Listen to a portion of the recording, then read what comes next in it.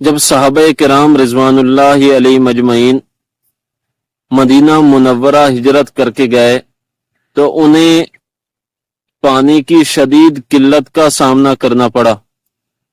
وہاں پر ایک کنواں تھا جو بیر روما کے نام سے جانا جاتا تھا۔ یہ ایک یہودی کی ملکیت میں تھا اور یہودی مسلمانوں کو مہنگے داموں پانی فروخت کیا کرتا تھا۔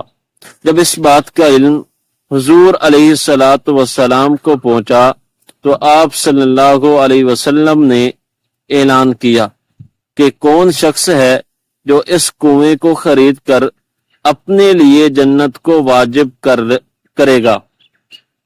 اس وقت جناب سیدنا عثمان غنی رضی اللہ تعالی عنہ نے اس کنویں کو خریدا۔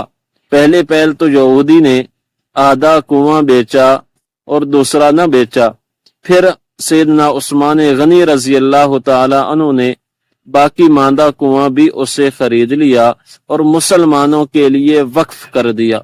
سیدنا عثمان غنی رضی اللہ تعالی عنہ کا کنواں خرید کر وقف کرنا ان کی سخاوت کی اعلیٰ مثال ہے۔ صرف اتنا ہی نہیں بلکہ عارضی دنیا کے بدلے دائمی آخرت کو ترجیح دے کر جنت کو اپنے لیے واجب کر لینا، یہ بھی سیدنا عثمان غنی رضی اللہ تعالی عنہ کی زندگی میں ایک سبق آموز واقعہ ملتا ہے۔